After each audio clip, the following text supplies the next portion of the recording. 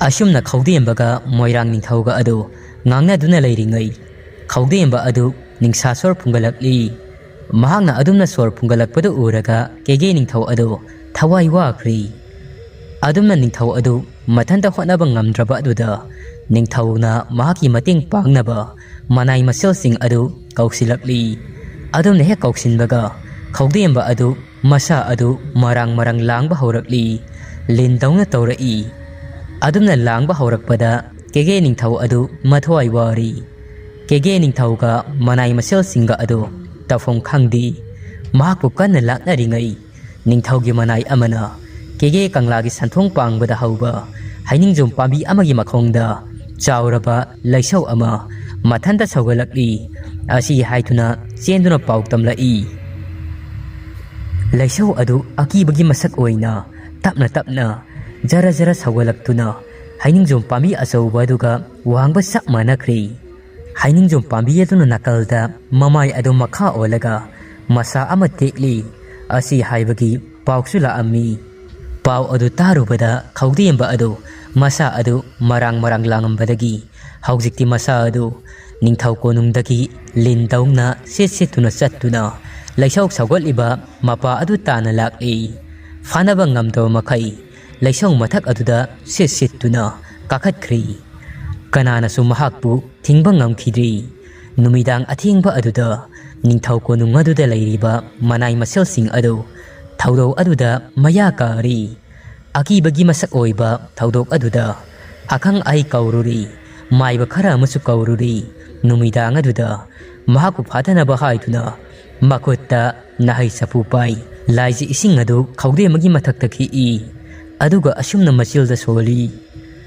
"ꯍꯦ ꯇꯨꯕꯤ, ꯅꯁꯣꯡ ꯀꯥꯡꯒꯅꯨ, ꯅꯥꯍꯟꯐꯝꯗ ꯍꯜꯂꯨ, ꯅꯥꯇꯤꯐꯝꯗ ꯇꯤꯔꯨ."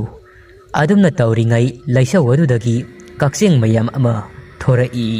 ꯀꯛꯆꯦꯡꯁꯤꯡ ꯑꯗꯨ ꯂꯥꯟꯃꯤ ꯇꯦꯡꯒꯣꯟꯒꯨꯝꯅ ꯊꯣꯔꯛꯂꯒ ꯅꯥꯍꯩ ꯆꯐꯨ ꯄꯥꯏꯔꯤꯕ ꯑꯃꯥꯏꯕ ꯑꯗꯨꯒꯤ ꯃꯈꯣꯡꯗ ꯆꯤꯛꯄ ꯍꯧꯔꯛꯂꯤ꯫ ꯑꯃꯥꯏꯕ ꯑꯗු ꯑꯣꯟꯅ ꯊꯣꯏꯅ ꯈꯥꯡꯉꯤ꯫ ꯑꯗꯨꯝꯅ ꯇꯧꯕ ꯑꯗꯨꯗ ꯃꯈꯨꯠꯅ ꯄꯥꯏꯔꯤꯕ ꯅꯥꯍꯩ ꯆꯐꯨ ꯑꯗꯨ ꯂꯩꯃꯥꯏꯗ ꯊꯥꯗꯗꯨꯅ ꯑꯗꯨꯃꯛ ꯀꯥꯏꯈ꯭ꯔꯤ꯫ ꯂꯩꯄꯨꯡ ꯑꯗꯨꯒꯤ ꯃꯊꯛꯇ ꯂꯩꯔꯤꯕ ꯈꯧꯗꯦꯝꯕ ꯑꯗꯨ ꯃꯁꯥꯅ ꯇꯧꯖꯔꯤꯕ ꯑꯗꯨ ꯀꯔꯤꯃꯇ ꯈꯪꯖꯔꯝꯗꯦ꯫ ꯃꯍꯥꯛ ꯃꯁꯥꯃꯛ ꯂꯥꯏ ꯇꯣꯡꯂꯤ ꯍꯥꯏꯕ꯫ ꯃꯍꯥꯛꯇꯤ ꯂꯤꯟꯗꯧꯅ ꯃꯁꯥ ꯑꯗꯨ ꯂꯩꯁꯧ ꯄꯨꯡ ꯑꯗꯨꯒꯤ ꯃꯊꯛꯇ ꯅꯤꯡꯉꯥꯏꯗꯅ ꯂꯩꯔꯤ꯫ ꯈꯧꯗꯦꯝꯕ ꯑꯗꯨ ꯂꯤꯟꯗꯧꯅ ꯃꯁꯥ ꯑꯗꯨ ꯑꯁꯨꯝ ꯑꯁꯨꯝ ꯃꯔꯥꯡ ꯃꯔꯥꯡ ꯂꯥꯡꯉꯝꯕꯗꯒꯤ ꯃꯨꯁꯨꯛ ꯃꯨꯁꯨꯛ ꯃꯨꯁꯤꯜꯂꯛꯂꯤ꯫ ꯃꯇꯝ ꯑꯗꯨꯗ ꯈꯨꯃꯟ ꯏꯕꯨꯙꯧ ꯄꯥꯈꯪꯕ ꯑꯣꯏꯅ ꯃꯁꯥ ꯑꯗꯨꯗ ꯁꯥꯐꯣꯡꯂꯤ꯫ ꯈꯧꯗꯦꯝꯕꯅ ꯑꯁꯨꯝꯅ ꯀꯦꯒꯦ ꯅꯤꯡꯊꯧꯕꯨ ꯌꯦꯡꯅ ꯑꯁꯨꯝꯅ ꯍꯥꯏꯔꯛꯏ,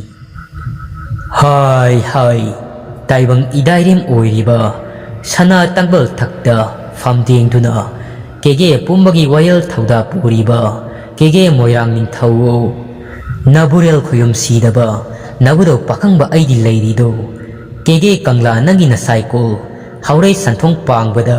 ꯂꯩꯁꯧ ꯑꯣꯏꯅ ꯁꯧꯒꯠꯄꯗꯤ ꯅꯕꯨꯙꯧ ꯑꯩꯅ ꯂꯩꯔꯤ ꯍꯥꯏꯕꯗꯣ ꯈꯪꯍꯜꯂꯒꯦ ꯍꯥꯏꯗꯨꯅ ꯁꯥꯐꯣꯡꯂꯕꯅꯤ꯫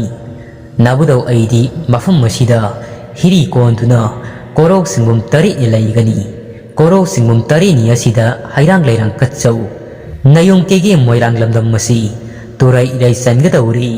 ꯊꯥꯡꯖ ꯄꯣꯛꯄ ꯅꯤꯄꯥ ꯃꯈꯩ ꯍꯩ ꯃꯅꯝ ꯅꯥꯏꯕ ꯑꯃ ꯌꯥꯎꯅ ꯁꯤꯡꯕꯤ ꯁꯤꯡꯕ ꯍꯩ ꯄꯨꯟꯁꯤꯅꯤ ꯍꯧꯔꯣ꯫ ꯀꯨꯝꯁꯤ ꯀꯨꯝꯖꯥꯗꯤ ꯄꯣꯏꯔꯩ ꯄꯨꯡꯃꯌꯣꯟ ꯈꯨꯟꯇꯥꯛ ꯂꯥꯟ ꯁꯤꯔꯒꯅꯤ, ꯀꯟꯕ ꯉꯝꯂꯣꯏꯗꯧꯔꯤ꯫ ꯑꯗꯨꯝꯅꯗꯤ ꯑꯣꯏꯔꯦ ꯍꯥꯏꯔꯒ ꯃꯄꯥ ꯂꯥꯏ ꯃꯄꯨ ꯂꯥꯏꯅꯤꯡꯕ ꯇꯥꯏꯕꯪ ꯃꯈꯩꯗꯤ ꯅꯕꯨꯙꯧ ꯑꯩꯍꯥꯛꯅ ꯏꯉꯥꯛ ꯊꯣꯛꯅ ꯉꯥꯛꯊꯣꯛꯄꯤꯔꯝꯒꯦ, ꯏꯀꯟ ꯊꯣꯛꯅ ꯀꯟꯊꯣꯛꯄꯤꯔꯝꯒꯦ꯫ ꯀꯣꯔꯧ ꯁꯤꯡꯕꯨꯝ 8ꯒꯤ ꯃꯇꯨꯡ ꯂꯩꯁꯧ ꯁꯧꯒꯠꯂꯤꯕ ꯑꯁꯤ ꯍꯥꯟꯅꯒꯤ ꯐꯤꯕꯝꯗ ꯑꯃꯨꯛ ꯍꯟꯖꯤꯟꯈꯤꯒꯅꯤ꯫ ꯑꯁꯨꯝꯅ ꯑꯃꯥꯏꯕ ꯃꯀꯣꯛ ꯈꯧꯗꯦꯝꯕ ꯑꯗꯨꯅ ꯆꯤꯉꯨ ꯂꯩꯄꯥꯎ ꯄꯤꯔꯛꯂꯤ꯫ ꯆꯤꯉꯨ ꯂꯩꯄꯥꯎ ꯇꯥꯕꯗ ꯀꯦꯒꯦ ꯅꯤꯡꯊꯧ ꯑꯗꯨ ꯑꯋꯥꯕ ꯍꯥꯏꯕꯗꯨ ꯑꯣꯏꯔꯤ꯫ ꯃꯍꯥꯛꯀꯤ ꯃꯄꯥꯔꯤ ꯂꯤꯛꯂꯥꯏ ꯈꯣꯡꯕꯗꯨ ꯊꯥꯡꯖ ꯄꯣꯛꯏ꯫ ꯈꯧꯗꯦꯝꯕꯗꯤ ꯂꯩꯁꯧ ꯃꯊꯛ ꯑꯗꯨꯗ ꯇꯨꯃꯤꯟꯅ ꯐꯝꯗꯨꯅ ꯂꯩꯈ꯭ꯔꯤ꯫ ꯑꯃꯥꯏꯕ ꯑꯃꯅ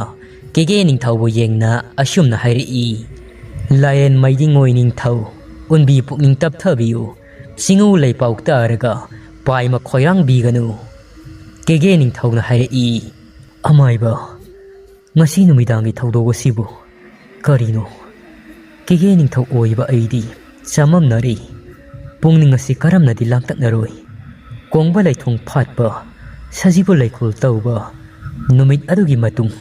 ꯑꯐꯕ ꯑꯃꯠꯇ ꯑꯩꯒꯤ ꯏꯃꯤꯠ ꯑꯁꯤꯅ ꯎꯗ꯭ꯔꯤ ꯑꯩꯒꯤ ꯏꯅꯥ ꯑꯁꯤꯅ ꯇꯥꯔꯛꯈꯤꯗ꯭ꯔꯤ ꯊꯣꯛꯂꯤꯕ ꯊꯧꯗꯣꯛ ꯑꯁꯤꯅ ꯅꯤꯡꯊꯧ ꯑꯣꯏꯕ ꯑꯩꯗꯤ ꯊꯃꯣꯏ ꯑꯁꯤꯗ ꯈꯥꯝꯕꯤ ꯃꯩꯅ ꯆꯨꯔꯔꯤ ꯑꯃꯥꯏꯕ ꯑꯗꯨꯅ ꯍꯥꯏꯔꯛꯏ ꯂꯩꯕꯥꯛ ꯍꯥꯏꯕꯁꯤꯗꯤ ꯅꯤꯡꯊꯧꯒꯤ ꯆꯨꯞꯂꯤꯅꯤ ꯑꯗꯨꯕꯨ ꯅꯤꯡꯊꯧ ꯑꯗꯨꯅ ꯃꯤꯌꯥꯝꯒꯤ ꯄꯨꯛꯅꯤꯡꯒꯤ ꯏꯍꯨꯜ ꯈꯪꯅ ꯊꯕꯛ ꯇꯧꯒꯅꯤ ꯃꯗꯨꯒꯤ ꯏꯍꯨꯜ ꯑꯗꯨ ꯈꯪꯅ ꯁꯤꯂꯝ ꯁꯤꯟꯊꯥ ꯄꯥꯡꯉꯨ ꯍꯥꯏꯗꯨꯅ ꯆꯤꯡꯉꯨ ꯃꯄꯥꯎ ꯄꯤꯔꯛꯄꯅꯤ ꯍꯌꯦꯡ ꯏꯅꯨꯡ ꯇꯩꯅ ꯉꯥꯜꯂꯛꯂꯕ ꯃꯇꯝꯗ ꯁꯒꯣꯜ ꯂꯥꯟꯃꯤ ꯊꯥꯗꯨꯅ ꯀꯦꯒꯦ ꯃꯤꯌꯥꯝ ꯈꯪꯍꯟꯗꯨꯅ ꯆꯤꯡꯉꯨ ꯃꯄꯥꯎ ꯈꯪꯍꯟꯕ ꯃꯊꯧ ꯑꯃꯗꯤ ꯇꯥꯏ ꯑꯁꯨꯝ ꯇꯧꯅ ꯑꯃꯥꯏꯕꯗꯨꯒ ꯂꯣꯏꯕ ꯅꯥꯏꯗ꯭ꯔꯕ ꯋꯥꯔꯤ ꯀꯌꯥ ꯑꯃ ꯁꯥꯟꯅꯔꯤ ꯈꯧꯗꯦꯝꯕ ꯀꯧꯕ ꯑꯃꯥꯏꯕ ꯃꯀꯣꯛ ꯑꯗꯨ ꯂꯩꯁꯧ ꯃꯊꯛ ꯑꯗꯨꯗ ꯑꯗꯨꯃꯛ ꯌꯥꯇꯥꯈ꯭ꯔꯦ ꯃꯊꯪꯒꯤ ꯅꯨꯃꯤꯠꯀꯤ ꯅꯣꯡꯉꯥꯟꯕꯗꯗꯤ ꯀꯦꯒꯦ ꯅꯤꯡꯊꯧꯅ ꯁꯒꯣꯜ ꯃꯄꯥꯎ ꯊꯥꯗꯨꯅ ꯀꯦꯒꯦ ꯃꯤꯌꯥꯝꯗ ꯆꯤꯡꯉꯨ ꯃꯄꯥꯎ ꯑꯗꯨ ꯌꯨꯝꯊꯣꯡ ꯈꯨꯗꯤꯡ ꯌꯥꯎꯅꯕ ꯄꯥꯎꯖꯦꯜꯍꯜꯂꯤ ꯆꯤꯡꯉꯨ ꯃꯥꯒꯤ ꯃꯄꯥꯎ ꯇꯨꯡ ꯏꯟꯅ ꯆꯤꯡꯕꯤ ꯆꯤꯡꯕ ꯍꯩꯗꯨꯅ ꯊꯥꯡꯖ ꯄꯣꯛꯄ ꯅꯤꯄꯥ ꯃꯈꯩꯒꯤ ꯄꯨꯟꯁꯤ ꯊꯧꯅꯤꯖꯔꯤ ꯄꯨꯟꯁꯤ ꯊꯧꯅꯤꯕ ꯑꯗꯨ ꯀꯦꯒꯦ ꯅꯤꯡꯊꯧ ꯃꯄꯥꯔꯤ ꯂꯤꯛꯂꯥꯏ ꯈꯣꯝꯕꯒꯤ ꯄꯨꯟꯁꯤꯁꯨ ꯅꯤꯔꯔꯤ ꯀꯦꯒꯦ ꯅꯤꯡꯊꯧꯗꯤ ꯑꯗꯨꯃꯛ ꯀꯣꯛꯆꯥꯎꯕꯤ ꯀꯥꯗꯨꯅ ꯂꯩꯈ꯭ꯔꯤ ꯃꯍꯥꯛꯀꯤ ꯀꯦꯒꯦ ꯀꯪꯂꯥ ꯁꯟꯊꯣꯡ ꯄꯥꯡꯕꯗ ꯍꯧꯔꯤꯕ ꯍꯩꯅꯤꯡꯖꯣꯝ ꯄꯥꯝꯕꯤ ꯑꯗꯨ ꯏꯆꯝ ꯆꯝꯕ ꯍꯩꯅꯤꯡꯖꯣꯝ ꯑꯃꯗꯤ ꯅꯠꯇꯦ ꯃꯈꯥ ꯄꯥꯡꯕ ꯃꯥꯏꯀꯩꯗ ꯑꯣꯜꯂꯒ ꯃꯁꯥ ꯇꯦꯛꯁꯤꯜꯂꯦ ꯈꯜꯂꯨꯕꯗ ꯑꯋꯥꯕꯒꯤ ꯃꯊꯛꯇ ꯑꯋꯥꯕ ꯑꯃ ꯑꯣꯏꯈ꯭ꯔꯤ ꯂꯨ ꯀꯣꯛꯄꯗ ꯂꯦꯟ ꯇꯥꯔꯤ ꯀꯦꯒꯦ ꯅꯤꯡꯊꯧꯒꯤ ꯑꯋꯥꯕ ꯑꯗꯨ ꯃꯣꯏꯔꯥꯡ ꯅꯤꯡꯊꯧꯒꯤ ꯐꯝꯅꯥꯏꯕ ꯄꯨꯝꯕꯁꯨ ꯋꯥ ꯈꯟꯅꯕ ꯑꯃꯗꯤ ꯑꯆꯧꯕ ꯃꯤꯐꯝ ꯀꯌꯥ ꯑꯃꯗꯤ ꯂꯩꯕꯥꯛ ꯅꯤꯡꯊꯧꯒꯤ ꯑꯋꯥ ꯑꯅꯥ ꯇꯥꯗꯅꯕ ꯍꯥꯏꯗꯨꯅ ꯄꯥꯡꯊꯣꯛꯏ ꯅꯤꯡꯊꯧꯒ ꯆꯥꯟꯅꯖꯕ ꯅꯤꯡꯉꯣꯜ ꯂꯥꯛꯄꯁꯨ ꯌꯥꯎꯔꯤ ꯅꯤꯡꯉꯣꯜ ꯂꯥꯛꯄꯅ ꯅꯤꯡꯊꯧꯒꯤ ꯄꯥꯏꯕ ꯄꯨꯛꯅꯤꯡ ꯑꯗꯨ ꯐꯥꯊꯅꯕ ꯍꯣꯠꯅꯩ ꯀꯦꯒꯦ ꯅꯤꯡꯊꯧ ꯑꯃꯗꯤ ꯂꯩꯕꯥꯛ ꯃꯤꯌꯥꯝ ꯄꯨꯝꯕꯒꯤ ꯑꯋꯥꯕ ꯑꯃꯒꯤ ꯄꯥꯎ ꯇꯥꯔꯒ ꯂꯩꯁꯤꯇꯣꯝꯕꯤ ꯑꯃꯗꯤ ꯂꯥꯡꯍꯩꯕꯤ ꯑꯗꯨ ꯂꯩꯐꯝ ꯆꯥꯐꯝ ꯈꯪꯗꯦ ꯑꯅꯤ ꯑꯗꯨ ꯅꯤꯡꯉꯣꯜ ꯀꯥ ꯑꯗꯨꯗ ꯋꯥꯔꯤ ꯁꯥꯟꯅꯔꯤ ꯂꯥꯡꯍꯩꯕꯤꯅ ꯍꯥꯏꯔꯛꯏ ꯂꯩꯁꯤ ꯏꯕꯦꯝꯃ ꯍꯟꯗꯛ ꯇꯣꯏꯅ ꯃꯣꯏꯔꯥꯡ ꯂꯩꯕꯥꯛ ꯑꯁꯤꯗ ꯂꯥꯏ ꯃꯌꯥꯝ ꯑꯃ ꯁꯥꯐꯣꯡꯗꯨꯅ ꯆꯤꯡꯉꯨ ꯃꯄꯥꯎ ꯄꯤꯔꯤꯕꯁꯤ ꯑꯁꯤ ꯇꯥꯔꯨꯕꯗ ꯑꯩꯗꯤ ꯂꯩꯇꯥꯗ꯭ꯔꯦ ꯀꯔꯝꯅ ꯄꯣꯏꯔꯩ ꯃꯩꯇꯩ ꯂꯩꯕꯥꯛ ꯑꯁꯤꯕꯨ ꯂꯩꯁꯤ ꯂꯥꯟ ꯂꯥꯛꯇ꯭ꯔꯤꯉꯩꯗ ꯑꯩꯕꯨ ꯃꯔꯥꯜ ꯂꯨꯍꯣꯡꯕꯅꯗꯤ ꯐꯒꯗꯕ ꯃꯥꯜꯂꯤꯗ ꯑꯩꯕꯨ ꯇꯋꯣꯡ ꯇꯃꯥꯡ ꯇꯝꯗꯨꯅ ꯄꯟꯊꯧ ꯏꯄꯥꯗ ꯂꯨꯍꯣꯡꯕꯤꯔꯣ ꯍꯥꯏꯔꯁꯤꯔꯥ ꯂꯩꯁꯤꯇꯣꯝꯕꯤꯅ ꯍꯥꯏꯔꯛꯏ ꯁꯅꯥꯏꯕꯦꯝꯃ ꯀꯩꯅꯦꯒꯦ ꯋꯥꯇꯥꯁꯤꯗꯤ ngasi hayeng nongdamdraba matam asida lan haibasidi tamba ngamdi kundo paring huklamdai la laklabadi kamdauba khara tapthagisi mathang khanba panthau ipanasu sanai bemagi wafum adu harau harauna yarakataba mandi leiba ki tangdu leita daba phibam masida karamna pungsen yairuni sanai bema kundo heklingai yeknabana makutta thangsang pai yantharak labadi kamdau gani luhongbaga pungkai ꯂꯩꯁꯤꯇꯣꯝꯕꯤꯒꯤ ꯋꯥꯗꯨ ꯇꯥꯕꯗ ꯂꯪꯍꯩꯕꯤ ꯑꯗꯨ ꯌꯥꯝꯅ ꯁꯥꯎꯅꯤꯡꯂꯝꯃꯤ ꯃꯃꯥꯏ ꯃꯃꯤꯠ ꯑꯗꯨ ꯉꯥꯡꯁꯪ ꯉꯥꯡꯁꯤꯟꯈ꯭ꯔꯤ ꯑꯗꯨꯒ ꯌꯥꯝꯅ ꯁꯥꯎꯅ ꯍꯥꯏꯔꯛꯏ ꯑꯐꯕ ꯀꯧꯕ ꯑꯃꯠꯇ ꯍꯦꯛ ꯅꯪꯒꯤ ꯅꯥꯆꯤꯜꯗꯒꯤ ꯊꯣꯔꯛꯇꯦ ꯉꯁꯥꯏꯗꯒꯤ ꯇꯥꯒꯤ ꯌꯥꯎꯅ ꯇꯥꯕꯅꯤ ꯀꯅꯥꯒꯨꯝꯕ ꯑꯃ ꯑꯣꯏꯔꯝꯂꯕꯗꯤ ꯉꯁꯥꯏꯅ ꯅꯁꯝ ꯑꯗꯨ ꯐꯣꯏꯔꯗꯕꯅꯤ ꯂꯥꯟꯅ ꯂꯥꯟꯒꯤ ꯊꯣꯛꯄꯅꯤ ꯑꯩꯗꯤ ꯂꯨꯍꯣꯡꯗꯕ ꯌꯥꯗꯦ ꯀꯥꯂꯦꯟ ꯍꯥꯏꯕ ꯊꯥ ꯑꯁꯤꯗ ꯄꯥꯃꯨ ꯉꯛꯁꯝꯗ ꯍꯨꯛꯅꯕ ꯀꯨꯟꯗꯣ ꯂꯩꯔꯥꯡ ꯑꯗꯨ ꯂꯩ ꯄꯣꯂꯥꯡ ꯑꯃ ꯄꯥꯏ ꯍꯌꯦꯡꯒꯤ ꯅꯨꯃꯤꯠꯇꯒꯤ ꯀꯣꯏꯊꯤ ꯊꯤꯕ ꯍꯧꯔꯒꯤ ꯈꯜꯂꯤꯉꯩꯁꯤꯗ ꯂꯪꯍꯩꯕꯤꯒꯤ ꯋꯥꯗꯨ ꯇꯥꯕꯗ ꯌꯥꯝꯅ ꯑꯉꯛꯄ ꯑꯃ ꯍꯥꯏꯕꯗꯨ ꯑꯣꯏꯈ꯭ꯔꯤ ꯂꯩꯁꯤꯇꯣꯝꯕꯤ ꯑꯗꯨ ꯃꯊꯕꯥꯛ ꯌꯩꯈ꯭ꯔꯤ ꯑꯗꯨꯕꯨ ꯃꯍꯥꯛꯁꯨ ꯈꯪꯉꯤ ꯂꯪꯍꯩꯕꯤ ꯁꯥꯎꯔꯤ ꯍꯥꯏꯕ ꯃꯔꯝ ꯑꯁꯤꯅ ꯂꯪꯍꯩꯕꯤꯅ ꯍꯥꯏꯕ ꯑꯗꯨꯗ ꯃꯍꯥꯛꯁꯨ ꯏꯜꯂꯒꯤ ꯆꯞ ꯆꯥꯅ ꯂꯦꯞꯈ꯭ꯔꯤ ꯂꯩꯁꯤꯇꯣꯝꯕꯤꯅ ꯍꯣꯏ ꯍꯥꯏꯔꯛꯄꯗꯒꯤ ꯁꯥꯎꯔꯝꯕ ꯂꯪꯍꯩꯕꯤ ꯑꯗꯨ ꯈꯔꯗꯤ ꯐꯥꯊꯈ꯭ꯔꯤ ꯃꯇꯝ ꯑꯗꯨꯗ ꯂꯪꯍꯩꯕꯤꯅ ꯂꯩꯁꯤꯇꯣꯝꯕꯤ ꯌꯦꯡꯅ ꯑꯁꯨꯝꯅ ꯍꯥꯏꯔꯛꯂꯤ ꯍꯣ ꯂꯩꯁꯤꯕꯦꯝꯃ ꯑꯩꯗꯤꯅꯦ ꯑꯃꯥꯏꯕꯤ ꯑꯃ ꯑꯩꯈꯣꯏꯅ ꯅꯦꯛꯂꯨꯕꯗꯣ ꯃꯍꯥꯛꯅ ꯇꯧꯔꯤꯕꯁꯤꯡꯗꯣ ꯑꯩꯗꯤ ꯑꯣꯏꯒꯗꯕ ꯃꯥꯟꯁꯤꯜꯂꯛꯇ꯭ꯔꯦꯗ ꯃꯍꯩꯅ ꯅꯨꯄꯥ ꯐꯥꯕꯁꯤ ꯇꯨꯡꯗ ꯑꯐꯕ ꯑꯣꯏꯒꯟꯗꯦ ꯍꯥꯏ ꯑꯃꯥꯏꯕꯤ ꯑꯗꯣ ꯊꯥꯕꯤꯔꯁꯤ ꯑꯃꯥꯏꯕꯤ ꯑꯗꯣ ꯅꯨꯡꯉꯥꯏꯔꯛꯇ꯭ꯔꯦꯕ ꯑꯩꯈꯣꯏꯗꯒꯤ ꯇꯔꯦꯠ ꯁꯦꯟꯖꯝ ꯃꯌꯥꯝ ꯑꯃ ꯂꯧꯈꯤꯕꯗꯣ ꯃꯍꯥꯛꯀꯤ ꯃꯁꯔꯨꯛ ꯑꯣꯏꯖꯔꯁꯅꯨ Adubu mahaksu magi ngamnaba haiduna tawjabadi oiramgani. Yetlaroisi amuk hanna ipana mathang khanba oiringaisida langhaibi aina haibada karigi kege ningthau mapari ado aina haibada karigi yaroi. Haujingmak ngasimak mikup asida ningthem kangjei bungda chatlusi. Numidang wairamsi hek sagol kangji sanai hai. Aduna imanisu ningthem kangjei bungda chatlasi. Aduga pukningda leibasingsi loinamak phongdoklurasi. Laishi tomina hairi maduna hena pharagani sanai bema haujingmak lairang khara lai polang masada haptuna puraga chatlasi. Kangjei bungtana aduga hainingba wana sayom sarambado kisi thokpiro. Asumna mapu manai ani adu hainari. Laishi tombi lai polang amada lai makhal mayam ama haplaga ningthem kangjei bungtana mapu manai ani adu khongdoirakli. Makoi ani adu leptana lakpana liklai khombagi manak yoksilakli. Liklai khombasu sagol kangjei makti sanaramdri. Adubu langi lalong kaya amadi tamduna lairami. Mapu manai ani adu lakpu ubada sagol sayang thaktagi kumtharai. Laishi tomina hairi ibung liklai khombana isa laishi oire nakhoide kadaida chalubano. Laishi tomina ibungi manakta khongdoiraklibani. Panthau ipa mathang khanbagi ingkholda panba hairang amunbasi pijaningduna ibungi manakta khara thilusi haiduna sanai biamaga khongdoirakpani. Ibung hairangsi sindambiyo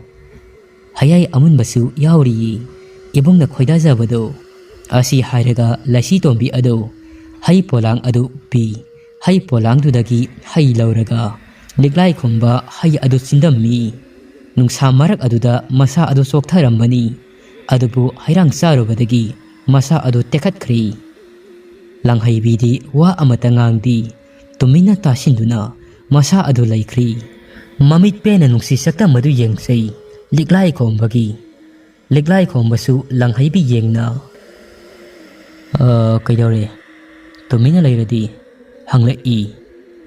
Hairang saba loidringai makoi ani adu thadoklam. Laishi tombi ingi irang khangbi adu laptakna satkri. Kangjei bung adugi makharom thangbada misi aduna khalai. Hainingba hayauro tanja saringaida asini mahaki ingitto makhoi ani khakta thanamle. Langhaibina ibung liklai khombana hairi kari hainingba. Langhaibina ibungda ngasidi matam kayadagi hainingduna leiba wafam amakhak aduk phongdokningbani kuirabani haigi khanna ngaijarakpasi. Adubu ngasidi tanja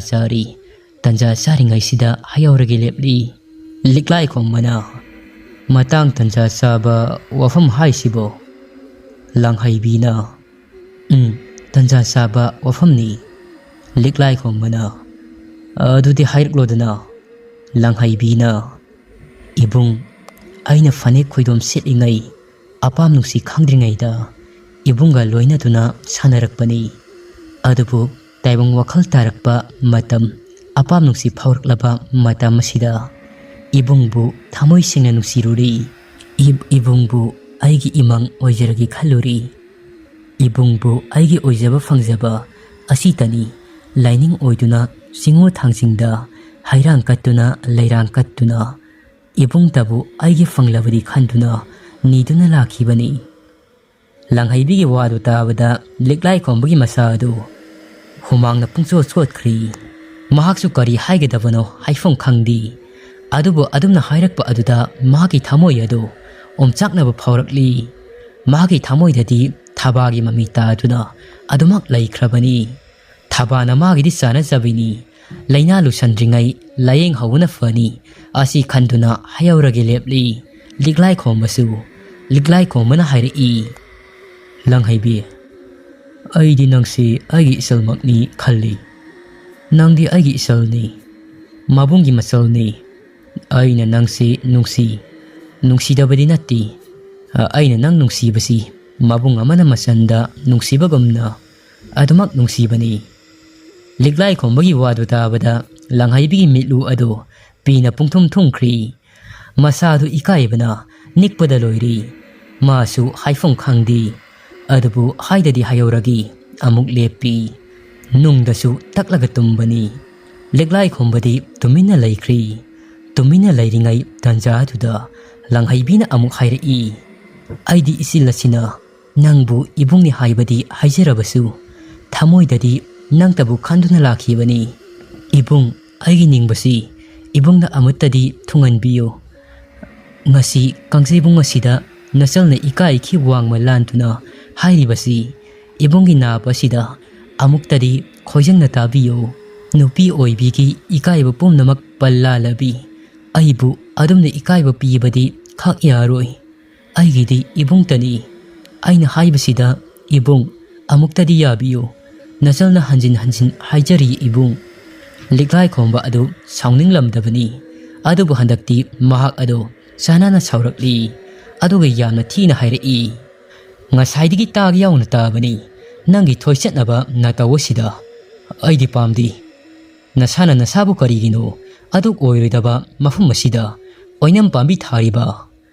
ꯅꯪꯅ ꯑꯗꯨꯝꯅ ꯍꯥꯏꯔꯕꯁꯨ ꯑꯩꯅ ꯇꯥꯒꯗꯕ ꯂꯩꯇꯦ ꯑꯩꯒꯤꯗꯤ ꯊꯃꯣꯏ ꯑꯁꯤꯗ ꯀꯅꯥꯒꯨꯝꯕ ꯑꯃ ꯈꯟꯖꯗꯨꯅ ꯂꯩꯈ꯭ꯔꯤ ꯃꯍꯥꯛ ꯑꯗꯨꯕꯨ ꯑꯩꯒꯤ ꯄꯨꯟꯁꯤ ꯈꯣꯡꯂꯣꯏ ꯑꯣꯏꯔꯒꯤ ꯂꯦꯞꯈ꯭ꯔꯤ ꯅꯪꯗꯤ ꯑꯩꯒꯤ ꯏꯆꯜꯒꯨꯝꯕꯤꯅꯤ ꯅꯕꯨꯡ ꯑꯃꯒ ꯃꯆꯜ ꯑꯃꯒ ꯂꯩꯅꯔꯤꯕ ꯃꯔꯤ ꯑꯁꯤꯗꯒꯤ ꯍꯦꯟꯅ ꯑꯇꯣꯞꯄ ꯄꯟꯈꯩ ꯋꯥꯡꯃꯗ ꯑꯩꯅ ꯈꯛ ꯈꯣꯡ ꯊꯥꯡꯖꯤꯜꯂꯣꯏ ꯂꯥꯡꯍꯩꯕꯤꯅ ꯍꯥꯏꯔꯛꯏ ꯌꯥꯔꯦ ꯏꯕꯨꯡ ꯃꯈꯥ ꯇꯥꯕꯤꯔꯛꯂꯒꯅꯨ ꯑꯩ ꯇꯥꯕ ꯍꯩꯕ ꯉꯝꯗ꯭ꯔꯤ ꯏꯕꯨꯡ ꯂꯦꯞꯄꯤꯔꯣ ꯃꯇꯥꯡꯁꯤꯗ ꯂꯦꯞꯄꯤꯔꯣ ꯉꯁꯥꯏꯗꯒꯤ ꯇꯥꯒ ꯌꯥꯎꯅ ꯇꯥꯕꯅꯤ ꯏꯕꯨꯡꯕꯨ ꯅꯨꯡꯁꯤꯔꯨꯕ ꯑꯩꯒꯤ ꯏꯔꯥꯜ ꯑꯣꯏꯔꯕꯅꯤꯅ ꯐꯔꯦ ꯑꯩ ꯏꯔꯥꯜꯁꯤ ꯑꯩ ꯌꯥꯖꯔꯤ ꯃꯤꯒꯤ ꯊꯃꯣꯏ ꯃꯁꯛ ꯈꯪꯗꯅ ꯅꯨꯡꯁꯤ ꯍꯥꯏꯔꯨꯕꯒꯤ ꯑꯩꯒꯤ ꯃꯩꯆꯥꯛꯁꯤ ꯑꯩ ꯏꯊꯟꯇꯒꯤ ꯑꯣꯏꯖꯔꯒꯦ ꯑꯗꯨꯕꯨ ꯑꯁꯤꯃꯗꯤ ꯈꯪꯕꯤꯌꯨ ꯏꯕꯨꯡꯒꯤ ꯅꯨꯡꯁꯤꯕꯗꯣ ꯏꯕꯨꯡꯅ ꯈꯟꯖꯔꯤꯕ ꯃꯤꯁꯛ ꯑꯗꯣ ꯑꯗꯨꯝ ꯅꯨꯡꯁꯤꯕꯤꯌꯨ ꯑꯗꯨꯕꯨ ꯌꯦꯡꯅꯕ ꯇꯥꯔꯦꯗꯅ ꯏꯕꯨꯡꯒꯤ ꯄꯨꯟꯁꯤ ꯈꯣꯡꯂꯣꯏ ꯑꯗꯣ ꯀꯅꯥꯅ ꯑꯣꯏꯒꯦ ꯍꯥꯏꯕꯗꯣ ꯃꯇꯝ ꯑꯗꯨ ꯌꯧꯕꯗ ꯑꯁꯤ ꯍꯥꯏꯔꯝꯂꯒ ꯂꯥꯡꯍꯩꯕꯤ ꯑꯗꯨ ꯌꯥꯝꯅ ꯁꯥꯎꯅ ꯀꯥꯡꯖꯩꯕꯨꯡ ꯑꯗꯨꯗꯒꯤ ꯆꯠꯈ꯭ꯔꯤ ꯀꯥꯡꯖꯩꯕꯨꯡꯗꯨꯗꯒꯤ ꯁꯥꯎꯅ ꯊꯣꯛꯈꯤꯕ ꯑꯗꯨ ꯂꯥꯞꯇꯛꯅ ꯂꯩꯁꯤꯇꯣꯝꯕꯤ ꯑꯗꯨꯗꯤ ꯄꯥꯈꯠꯂꯤ ꯂꯩꯁꯤꯇꯣꯝꯕꯤꯗꯤ ꯃꯆꯤꯜꯗ ꯁꯣꯜꯂꯤ ꯑꯁ ꯉꯥꯎꯕꯨ ꯉꯥꯎꯕ꯭ꯔꯥ ꯀꯩꯅꯣ ꯄꯨꯟꯅ ꯂꯥꯛꯃꯤꯟꯅꯔꯒ ꯑꯩꯕꯨ ꯀꯔꯤꯃꯇ ꯍꯣꯏ ꯃꯥꯏ ꯍꯥꯏꯔꯝꯗꯦ ꯃꯊꯟꯇ ꯆꯠꯈ꯭ꯔꯤꯁꯤꯕꯣ ꯁꯅꯥꯏꯕꯦꯝꯃ ꯉꯥꯏꯈꯣꯋꯣ ꯅꯊꯟꯇ ꯆꯠꯈꯤꯅꯨꯋꯣ ꯄꯨꯟꯅ ꯂꯥꯛꯃꯤꯟꯅꯔꯒ ꯁꯅꯥꯏꯕꯦꯝꯃ ꯅꯅꯥꯏꯕꯨ ꯀꯥꯎꯔꯕ꯭ꯔꯣ ꯑꯁꯤ ꯍꯥꯏꯗꯨꯅ ꯂꯩꯁꯤꯇꯣꯝꯕꯤ ꯑꯗꯨ ꯇꯨꯡꯗ ꯏꯟꯅꯈ꯭ꯔꯤ ꯂꯥꯡꯍꯩꯕꯤꯒꯤ ngasi ꯂꯥꯡꯍꯩꯕꯤꯅ ꯇꯧꯔꯝꯂꯤꯕ ꯃꯇꯧ ꯑꯁꯤꯒ ꯍꯥꯏꯔꯨꯕꯗꯤ ꯁꯥꯎꯅꯤꯡꯕ ꯀꯌꯥ ꯑꯃꯁꯨ ꯐꯥꯎꯔꯤ ꯑꯗꯨꯛ ꯇꯨꯀꯠꯆꯕ ꯋꯥꯍꯩ ꯋꯥꯇꯥꯁꯤꯡ ꯑꯗꯨ ꯃꯕꯨꯡ ꯑꯃꯒꯤ ꯃꯐꯝꯗ ꯑꯁꯣꯝꯗꯅ ꯂꯥꯡꯍꯩꯕꯤ ꯑꯗꯨ ꯃꯌꯨꯝ ꯍꯦꯛ ꯌꯧꯕꯒ ꯏꯔꯥꯡ ꯇꯧꯔꯛꯂꯤ ꯂꯩꯔꯝꯕ ꯄꯣꯠꯆꯩꯁꯤꯡ ꯑꯗꯨ ꯂꯪꯈꯥꯏ ꯊꯨꯒꯥꯏꯕ ꯇꯧꯔꯛꯂꯤ ꯃꯄꯥ ꯅꯤꯡꯉꯣꯜ ꯂꯥꯛꯄꯅ ꯀꯩꯗꯧꯕ ꯌꯥꯎꯔꯕꯅꯣ ꯃꯔꯝ ꯍꯪꯂꯨꯕꯗ ꯂꯧꯊꯣꯛ ꯂꯩꯀꯣꯏ ꯂꯩꯇꯅ ꯍꯪꯒꯣꯏꯕ ꯄꯨꯝꯕ ꯊꯥꯗꯣꯛꯇꯨꯅ ꯁꯥꯗꯥꯟꯕ ꯆꯠꯂꯨꯕꯗꯒꯤ ꯍꯧꯅ ngasi ꯅꯤꯡꯊꯦꯝ ꯀꯥꯡꯖꯩꯕꯨꯡꯗ ꯊꯣꯛꯈꯤꯕ ꯊꯧꯗꯣꯛꯁꯤꯡ ꯑꯗꯨꯒꯤ ꯃꯔꯝꯗ ꯍꯧꯕꯗꯒꯤ ꯂꯣꯏꯕ ꯐꯥꯎꯕ ꯂꯣꯏꯅꯃꯛ ꯂꯤꯔꯝꯃꯤ ꯃꯄꯥꯕꯨꯡꯒꯤ ꯃꯐꯝꯗ ꯃꯆꯥꯅꯨꯄꯤꯅ ꯊꯃꯣꯏ ꯀꯥꯏꯅ ꯍꯤꯛꯅ ꯀꯞꯄꯗꯨ ꯎꯔꯒ ꯅꯤꯡꯉꯣꯜ ꯂꯥꯛꯄꯒꯤ ꯊꯃꯣꯏ ꯑꯗꯨ ꯄꯨꯕ ꯉꯝꯗ꯭ꯔꯤ ꯃꯁꯥꯕꯨ ꯊꯦꯝꯖꯤꯜꯂꯤ ꯑꯗꯨꯕꯨ ꯊꯦꯝꯖꯤꯜꯂꯤꯉꯩ ꯍꯦꯟꯅ ꯃꯆꯥꯅꯨꯄꯤ ꯑꯗꯨꯗꯤ ꯀꯞꯄ ꯍꯦꯟꯖꯤꯜꯂꯛꯏ ꯅꯤꯡꯉꯣꯜ ꯂꯥꯛꯄꯅ ꯍꯥꯏꯔꯛꯏ ꯏꯄꯥꯒꯤ ꯏꯃꯣꯝ ꯂꯥꯡꯂꯦꯟ ꯏꯄꯥ ꯂꯩꯔꯤꯕꯁꯤꯗꯤ ꯏꯆꯥꯒꯤ ꯏꯄꯥꯅ ꯂꯩꯔꯤꯉꯩꯗ ꯏꯆꯥꯒꯤ ꯑꯋꯥꯠꯄ ꯑꯃꯠꯇ ꯂꯩꯕ ꯌꯥꯗꯦ ꯍꯌꯦꯡꯃꯛ ꯃꯣꯏꯔꯥꯡ ꯅꯤꯡꯊꯧ ꯃꯅꯥꯛ ꯆꯠꯇꯨꯅ ꯏꯆꯥꯒꯤ ꯂꯨꯍꯣꯡꯅꯕꯒꯤꯗꯃꯛ ꯋꯥꯐꯝ ꯍꯧꯗꯣꯛꯂꯨꯔꯒꯅꯤ ꯏꯃꯣꯝꯒꯤ ꯎꯟꯕꯤ ꯄꯨꯛꯅꯤꯡ ꯑꯗꯨ ꯇꯞꯊꯔꯨ ꯅꯪꯒꯤ ꯄꯟꯊꯧ ꯂꯩꯔꯤꯉꯩ ꯏꯃꯣꯝꯒꯤ ꯊꯦꯡꯂꯧꯅꯤꯡꯕ ꯑꯗꯨ ꯁꯣꯏꯗꯅ ꯊꯨꯡꯒꯅꯤ ꯀꯞꯂꯒꯅꯨ ꯏꯃꯣꯝꯅ ꯀꯞꯂꯒ ꯅꯄꯥꯟ ꯄꯟꯊꯧ ꯑꯩꯒꯤ ꯌꯥꯏꯕꯤꯁꯤ ꯑꯣꯝꯆꯥꯛꯅꯔꯦ ꯏꯃꯣꯝꯒꯤ ꯍꯩꯖꯤꯡ ꯈꯔꯥꯏ ꯄꯨꯅꯕ ꯁꯣꯏꯗꯅ ꯊꯧꯁꯥꯒꯅꯤ ꯂꯤꯛꯂꯥꯏ ꯈꯣꯝꯕꯅ ꯌꯥꯗ ꯂꯥꯛꯇꯕꯒ ꯌꯥꯔꯣꯏ ꯃꯄꯥꯟ ꯄꯟꯊꯧ ꯃꯣꯏꯔꯥꯡ ꯅꯤꯡꯊꯧ ꯑꯗꯨ ꯑꯩꯒꯤꯗꯤ ꯆꯥꯅꯕ ꯃꯔꯨꯞꯅꯤ ꯃꯍꯥꯛꯅ ꯂꯝꯍꯦꯟ ꯇꯨꯍꯟꯕꯒ ꯌꯥꯔꯣꯏ ꯍꯟꯗꯛꯀꯤ ꯃꯇꯥꯡ ꯑꯁꯤꯗ ꯂꯥꯡꯍꯩꯕꯤ ꯃꯄꯥꯒꯤ ꯋꯥꯗꯨ ꯇꯥꯕꯗ ꯀꯞꯂꯝꯕꯗꯒꯤ ꯈꯔ ꯐꯔꯤ ꯃꯄꯥꯅ ꯃꯥꯒꯤ ꯃꯅꯤꯡ ꯊꯨꯡꯍꯜꯂꯒꯅꯤ ꯍꯥꯏꯕ ꯑꯗꯨꯗ ꯂꯥꯡꯍꯩꯕꯤ ꯑꯗꯨ ꯀꯞꯈꯩ ꯀꯞꯂꯝꯂꯒ ꯅꯣꯛꯊꯣꯔꯛꯏ Adumna nokthorappa aduda manai laisi tombi ado pongak akri. Laisi tomina hairi sanai bema kaidore kap kai kapamlaga amuk hauna nokthora idubo langhai bin hairi khara kapsi lauksinaraga panthau mangda kapsi lauksinaba ado aduna trabadi yararoi kamaina nupa phangani apa manupa phangnaba kharadi aduk toksinabani ha aina kapado manbra pi mayamdo sinthadravadi yadraba aduna matang aduda sinthabanida laisi tomin hairi yamna haibani sanai bima tamjaningai ni hoida hai nong sudravadi pukri turel singdi karamna tungluni ha aidi bako nangtani sanai bima wari asigi kunitoi so saruk matang se loijari wari ase patok sabu matamda soikilan ki bayarabasu mayamna ngakpiu wari asigi makha mayam puna ngai minarasi